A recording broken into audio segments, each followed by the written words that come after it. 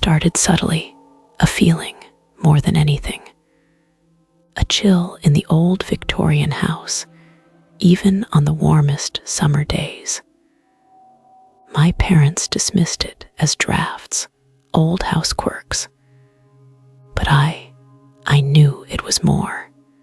I was 7, maybe 8. Our house, perched precariously on a windswept hill overlooking the town, felt ancient, even then. The floorboards groaned underfoot, like the house itself was breathing.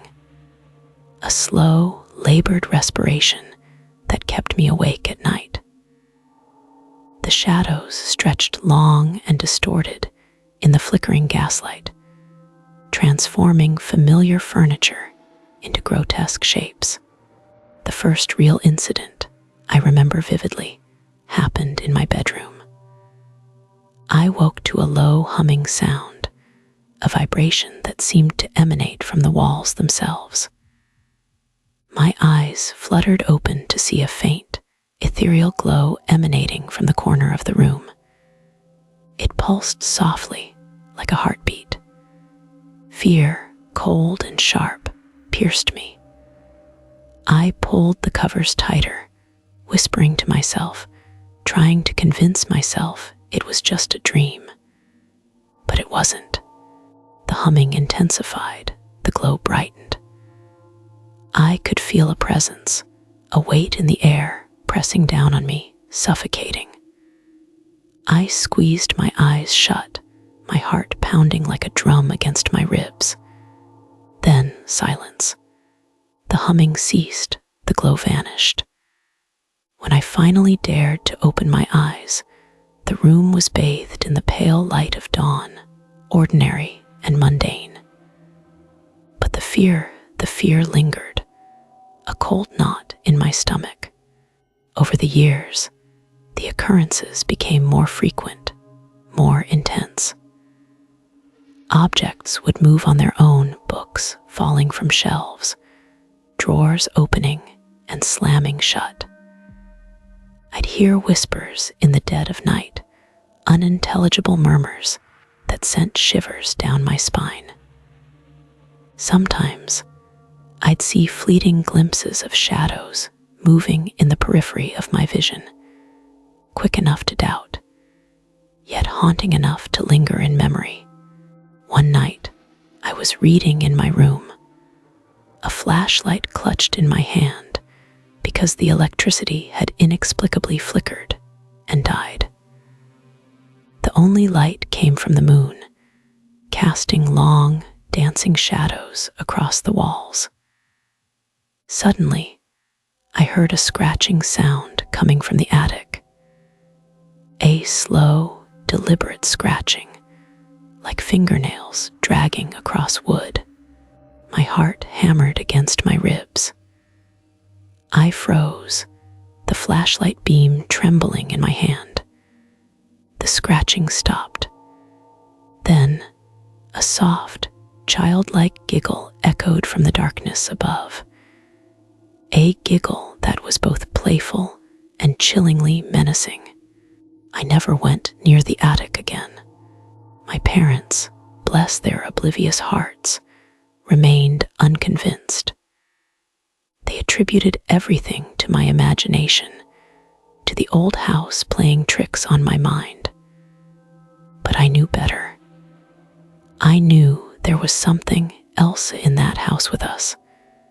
Something that watched us, something that played with us, something that was never quite gone. There were other incidents, too many to recount in detail. The feeling of icy breath on the back of my neck, the sudden drops in temperature, the unsettling feeling of being watched, even when I knew I was alone. The whispers intensified, sometimes taking on the form of words, my name, my parents' names, sometimes just a chilling susurrus of unintelligible sounds. One evening, I was sitting at the kitchen table doing my homework. My parents were out.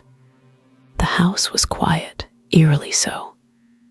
Suddenly, a cold wave washed over me, making my teeth chatter. The hairs on my arms stood on end. And then I saw it. A fleeting figure in the corner of my eye, a wisp of translucent gray, disappearing as quickly as it appeared.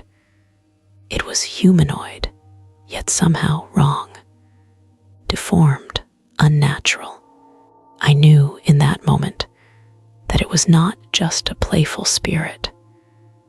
It was something malevolent. The final incident occurred on my 16th birthday.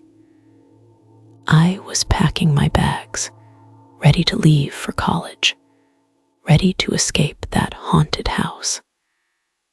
As I was placing my last suitcase in the car, I heard a noise from inside, the unmistakable sound of something being dragged across the floorboards.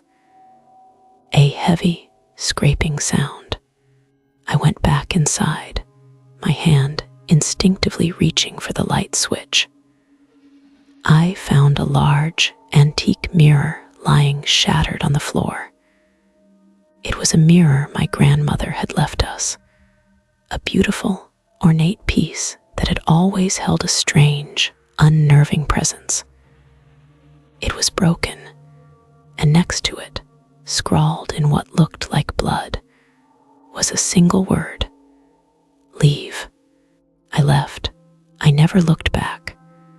I haven't been back to that house since. But sometimes, in the quiet hours of the night, I still hear those whispers, and I still feel that chilling presence, a constant reminder of my haunted childhood. A childhood that continues to haunt me, even now. Even now, years later, I still wonder, what was it? And why? Why us?